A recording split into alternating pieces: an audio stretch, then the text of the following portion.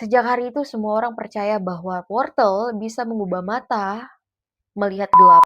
Lanjut ke bagian tubuh. Mata, telinga, hidung, mulut. Cek. Yang pertama, baca gelap atau dekat layar bikin mata rusak permanen. Kita diajarkan jangan baca gelap. Nanti mata jadi rusak permanen. Mitos. Faktanya tidak merusak secara permanen. Memang, kalau baca pada saat gelap atau sangat dekat dengan layar, mata jadi lelah, tegang, pandangan agak buram sebentar, tapi itu hanya kebiasaan saja. Begitu kalian istirahat, itu akan kembali normal. Tidak bikin minus atau buta selamanya. Sebenarnya mata minus itu adalah faktor keturunan dan pertumbuhan bola mata.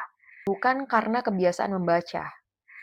Cuma emang sedikit gak nyaman sih ketika kita baca buku di tempat yang gelap. Yang kedua, wortel bisa bikin mata tajam. Kita diajarkan makan wortel banyak-banyak supaya mata kita bagus. Faktanya, wortel ada vitamin A itu benar. Vitamin A dibutuhkan supaya mata sehat. Tapi ketika kamu makan wortel ketika mata kamu udah sehat, itu nggak bikin mata kamu lebih tajam dan nggak bisa lihat di tempat gelap. Sebenarnya asal-usul mitos ini, di zaman Perang Dunia Kedua, tentara Inggris sembunyikan teknologi radar mereka dan bilang ke musuh, pesawat kita bisa lihat malam karena dia makan wortel yang banyak. Sejak hari itu semua orang percaya bahwa wortel bisa mengubah mata melihat gelap, padahal cuma strategi perang. Next. Kuping kotor itu adalah kotoran kuman. Harus dibersihkan. Kita diajarkan, kupingmu kotor tuh. Harus dibersihin pakai korek kuping.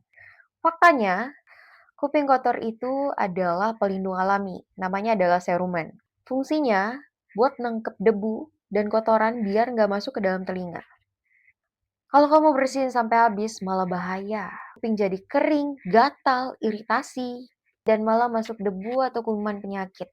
Dan satu lagi, jangan pakai korek kuping. Itu malah mendorong kotoran masuk ke dalam. Bisa bikin telinga tuli atau gendang telinga jadi pecah. Kuping itu pintar. Dia ngeluarin kotorannya sendiri lewat gerakan rahang pas kalian ngunyah atau ngomong. Gigi berlubang cuma karena makan manis. Kita diajarkan, kamu giginya yang bolong pasti banyak makan permen. Tetot. Faktanya, gula itu cuma setengah penyebabnya. Penyebab asli gigi berlubang itu karena asam. Bakteri yang tersisa karena sisa makanan. Apa aja, bukan cuma manis. Terus bakteri itu buang kotoran berupa asam. Dan asam itulah yang menggerogoti lapisan pelindung gigi. Jadi kalau kamu minum asam, seperti jeruk, cuka, minuman bersoda, itu juga sama bahayanya. Selanjutnya, lidah punya peta rasa. Ada yang manis, ada yang asin, ada yang asam. Kita diajarkan, lidah bagian ini untuk merasakan ini, lidah di bagian itu untuk rasa ini. Faktanya, semua bagian lidah bisa rasakan yang sama. Peta lidah itu kesalahan dari terjemahan dokter Jerman tahun 1901. Terus ini menjadi pelajaran sekolah sampai dengan sekarang. Padahal semua titik lidah itu punya reseptor untuk merasakan rasa manis, asin, asam, dan umami. Gak ada pembagian wilayah.